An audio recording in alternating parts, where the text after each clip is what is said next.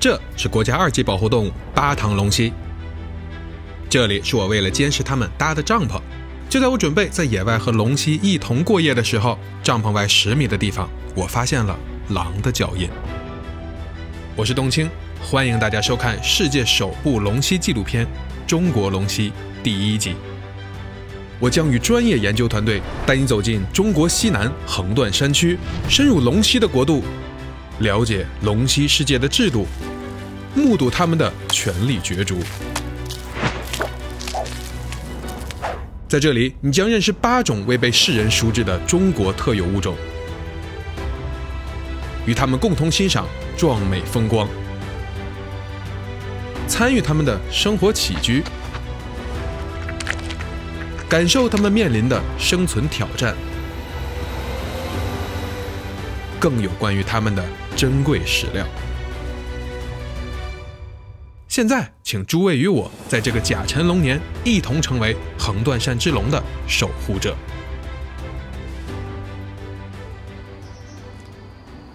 上一集，我们在亚热带丛林认识了知名度最高的中国蜥蜴利纹龙蜥，而为了更加深入了解龙蜥家族的生活习性，我们决定深入龙蜥多样性程度最高的中国西南横断山区，带你一探究竟。对我们来说，这是一次意义非凡的拍摄，工作量之大，设备之多，必须要租车前往才行。车行一听说我们要去川西，立刻安排给车做了个保养检查。为什么？因为这一路的挑战性，只有你亲自试过才知道。在进入雅安之前，宽敞的高速公路可能让人对之后的路程放松警惕，可一旦进入泸定，海拔就开始急剧上升，高原草甸和针叶林交替出现。在这条路上，你不仅会感受到不同气候带的美景，更会赞叹我们所见证的超级工程。没错，我们现在正行驶的这条路，就是有中国最美公路之称的国道318。这个名号令人心驰神往，但与我们有同样想法的人成千上万。在318无穷无尽的盘山道上，搞不好一个堵车就是几个小时。虽然我们已经习惯了遍布地图的对折弯道，但我们的车却扛不住了。在眼看就要翻越进藏关口天路18弯的时候，车子突然无法提速，于是我们赶快靠边停下。毫无修车经验的我们只能祈祷过一会儿它会好起来。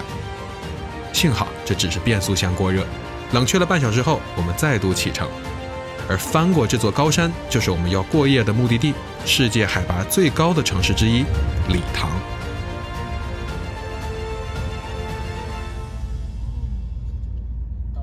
理塘的海拔高达4014米，很多人会在这儿出现高原反应，但是我们仍然顶着高反在这硬扛了1周。那是什么物种有这么大的魅力？点个关注，本周末天空之城的特有国宝就会和你见面。翻过理塘的高原草甸，我们继续向西前往巴塘。虽然这2个目的地的直线距离只有100多公里，但由于中间被6000多米的格聂神山阻挡，所以我们只能多花2倍的行程绕路前行。但所花的时间可不仅仅是2倍而已。7、8月份是这里的雨季，可能前1秒是晴天，不一会儿就阴云密布。天气预报在这里变得完全不可信，降雨加降温，甚至能让气温低至5度。我们在路上见到了不下3台刚刚撞毁的车辆，还有被雨水冲垮的山坡，再加上狭窄多折的山路，让我们在这200多公里的路上足足开了快7个小时。在路上时，我们还一直担心，这样连日的降雨会不会让龙溪不愿外出？然而，当我们进入巴塘后，这种顾虑随即烟消云散。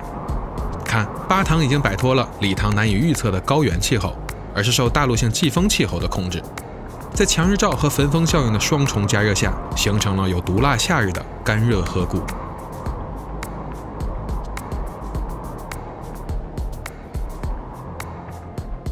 这里虽然看上去毫无生机，但只要你仔细观察，就会发现一群忙碌的身影。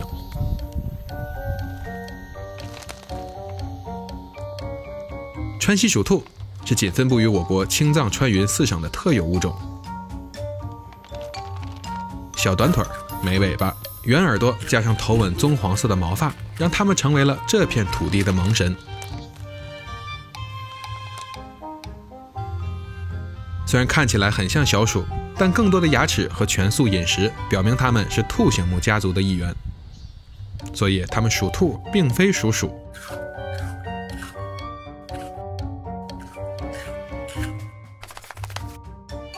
现在是上午9点，趁着还没有热起来，它们要抓紧进食。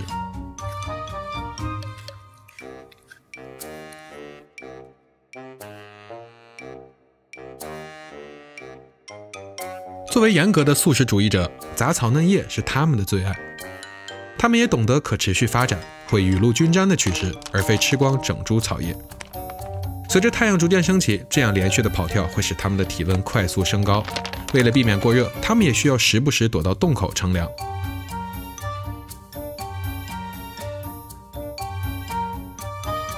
但当他们返回洞穴时，你会发现一种奇怪的现象。它们的洞口会有很多圆形小颗粒堆成了塔，这不禁让人感叹，不愧是藏区的动物，就连鼠兔都有玛尼堆。其实啊，这些小塔并不是用来祈福的，而是他们的门牌，是领地的标志。这些玛尼堆也不是用石头堆的，而是他们自己的粪便。这些壮观的门牌也意味着这里并非不毛之地，至少鼠兔们吃的还挺饱的。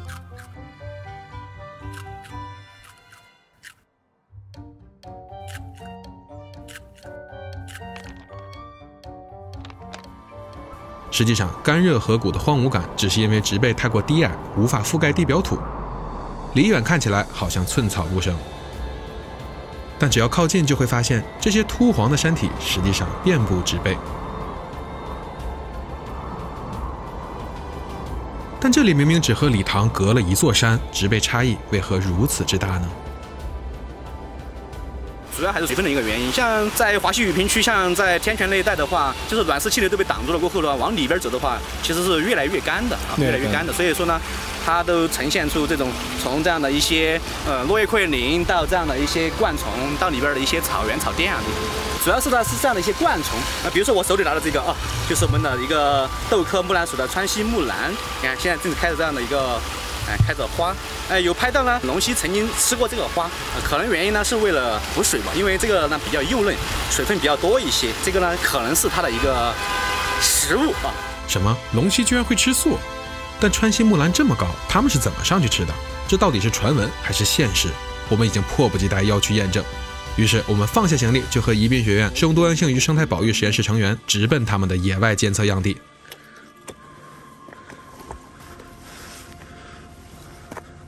根据高老师和吴老师提供的信息，我们很快就与不远千里来寻找的物种见面了。它就是国家2级保护动物巴塘龙溪。这是只骄傲的成年雄性，正在巡视自己的领地。它们体型不大，全长不到20厘米，一多半还是尾巴。厚重起棱的鳞片是它们保湿锁水的铠甲。鱼骨状的纵纹，如同岩石间的黄色闪光。蓝绿色的喉囊，则是它们宣示主权的旗帜。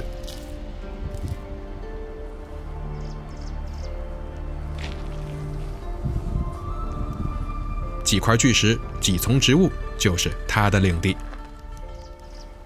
更加幸运的是，这只巴塘龙溪对人类几乎没有恐惧之心，即便我们相距只有半米，它也没有逃离的意思。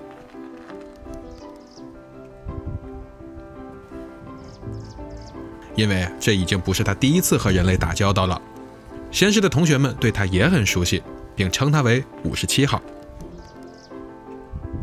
证据就在他背脊右侧皮肤下的凸起上，这是一枚小小的皮下植入式芯片，是去年过来考察的实验室同学们植入的，这可以用来为他们编号，以此来统计他们的活动范围和数量变化。现在整整1年过去了，我们很高兴能再次与他在他的阵地里重逢。这里确实是一片宝地，面朝金沙江，视野开阔，容易预判天敌的路线。身后就是向上的山坡，遍布乱石缝隙，有无限的退避空间。地面上复活的卷柏，和川西木兰，也说明这里的湿度环境刚刚好。作用如此丰富的资源，57号要经常外出巡逻，并不是每天都在这里。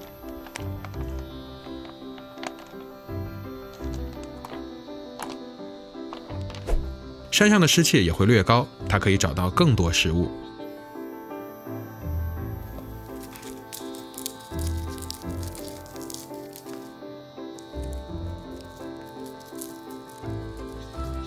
但当我们在它的领地附近巡查的时候，突然一条雌性巴唐龙蜥跑了出来，扑到了树下的阴影里。它是来找57号的吗？很显然，它有自己的目标。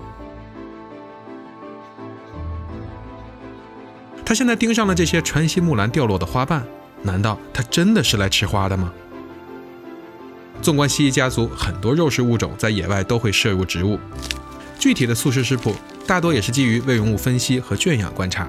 即便是常见的蜥蜴物种，被看到素食的情况都很少，就更别提龙蜥了。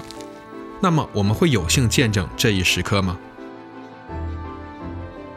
这些花瓣是雨季限定的珍馐，紫红色的花瓣在强烈的 UVA 着色下会显得格外耀眼。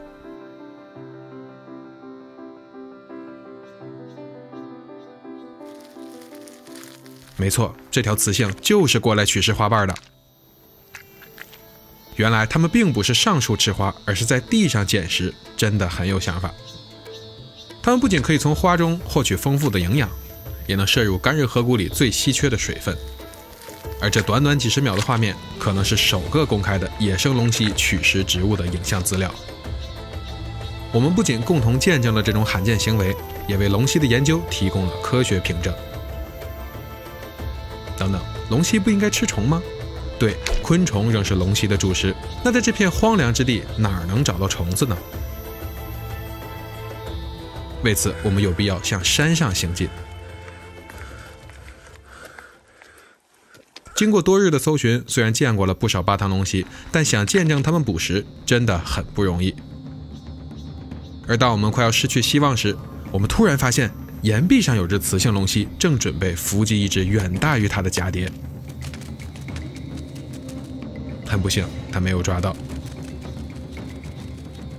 不过这也让我们提出了新问题，那蝴蝶这么大，它们怎么知道自己吃得下去？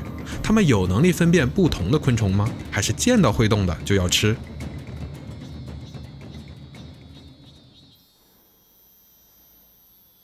于是我们想了个办法，想验证一下。我们用鱼竿粘上一个简易的纸蝴蝶去逗逗它。看，它已经注意到了这个假蝴蝶，但并没有采取进一步行动。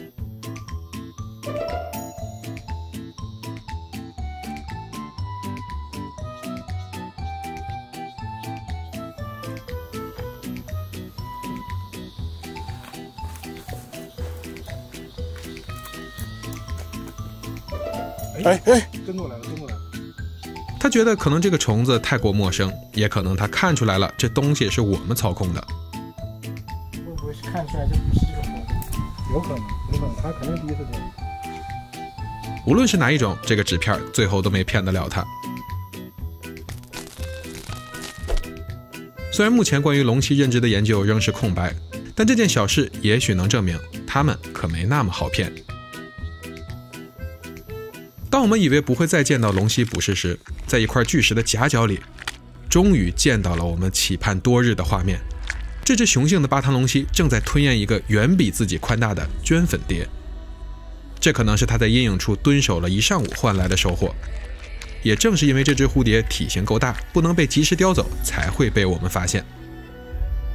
你看，蜥蜴在进食时也会分泌大量唾液，帮助润滑食物。特别是在吞咽体型巨大又遍布鳞粉的蝴蝶时，这些口水变得格外重要。而锋利牢固的侧生齿则可以很好的固定住猎物，配合它们灵巧的舌头，一口一口的将蝴蝶挪入腹中。为什么用挪啊？因为蜥蜴没有我们这样可以活动的下巴，所以它们不能把蝴蝶嚼碎，只能像蛇那样用牙齿往前爬，直到把整个食物塞进肚子里。而在它附近的雌性只能默默看着。但即便是吞咽这么大的猎物，它也只花了2分钟。这就是为什么想要拍到它们进食如此困难的原因。小猎物它们一口一个，大猎物2分钟搞定。相机晚开一会儿就会错过。如果你看到了这里，那请一定不要忘记3连。在它吃完后，原本干瘪的身体立刻变得饱满了起来，但它并没有回去休息，反而是爬上了附近的高处，做起了运动。看，它蓝绿色的喉囊微微鼓起，俯卧撑做得平缓而坚定，这是它的求偶之物。只是这对于没吃到饭的雌性来说，简直就是吃饱了撑的，不仅完全不想搭理它，甚至还离家出走了。这是我们见过无数独居龙蜥后，第一次在不到半平米的范围内见到同居的龙蜥，这也让我们感到困惑。一般在资源匮乏的地区，雌雄往往会产生竞争关系，那么龙蜥的这种同居行为是巧合还是命中注定呢？但可惜现在不得不暂停观察了，因为太阳已经高悬头顶，地表温度已经超过30度。再看照度计上的数值，别忘了右下角的乘100，现在光强已经超过了10万勒克斯，这已经是很多地区夏日晴天的最高亮度了。此时龙蜥们会像3体人一样躲避烈日，只不过他们不会把自己脱水，而是会把自己藏在石缝里，等待烈日落山。也许不会晒那么久。当我们以为这里的夏季也不过如此时，不到半个小时，8堂的太阳就给我们来了一点小小的高原震撼。强大的太阳辐射猛烈地轰击着这片干热河谷，气温瞬间逼近了40度。极强的亮度让我不由自主地眯起了眼睛。瞟了眼照度计，数值已经超过了18万勒克斯，比半小时前翻了近1倍。再看紫外线指数，15左右，这是对人很危险的级别。UVB 也超过了400微瓦，这对龙蜥也有同样的危险，它们也从阴影处挪到了洞穴更深处。既然主角已经退场，那我也没必要和皮肤癌套近乎了。不过太阳此时决定要教训一下这个来自平原地区的年轻人。气温依然没有停下上升的进程，一路超过了40度。这超强的辐射甚至可以穿透帐篷的织物，哪怕不用接触阳光，帐篷外的地表反射都能把我们的帐篷内打造成一个福格森2到3区的紫外辐射场。不信，咱再出来测测。这种翻转探头的测试仪最适合深入石缝。你看，之前那些发现过龙蜥的石缝洞口，外面还是200多微瓦，到了阴影处也没有清零，而且这数值值少不多。换个位置再看，即使把探头完全埋在阴影里， UVB 依然能超过10微瓦。这不仅验证了在大晴天打太阳伞也需要涂防晒的美白原理，还表明在自然界哪怕不直面阳光，爬行类也可能在洞口处获取紫外辐射。但其实这种光热条件在各个大陆都不少见，只是很少有人会带这么多仪器去野外实测，导致人类过去对爬行类紫外需求的认知非常单一，长期对细节的忽略使得很多圈养动物缓慢地死在想当然的环境里，最后还被草率得出了养不活的结论。因此科学的物种保育是基于对原产地深入了解才能做到的，而目前仍有太多数据是尚未被量化的，只有守护好他们的家园，我们才可以持续深入了解他们。因此我诚挚地邀请大家加入哔哩哔哩公益平台的诺亚方舟留住家园公益项目，并为这个项目捐赠一份力量。这是一个致力于中国西南山地原始林和高原湿地生物多样性保护的项目，大家的善举将为我国生物多样性保护提供重要支持，你的每一份善款都将得到妥善运用。让我们共同为这些演化奇迹筑起希望的方舟。下一集我将继续与你揭秘鲜为人知的雌性龙蜥活动节律，与你一起分析它们特殊睡觉习惯的成因。通过它们，你也将更加了解爬行类是如何应对温差的。我是冬青，老规矩，点赞过万。下周末晚19点，中国龙蜥第3集，我们一起探寻龙蜥夜生活的秘密。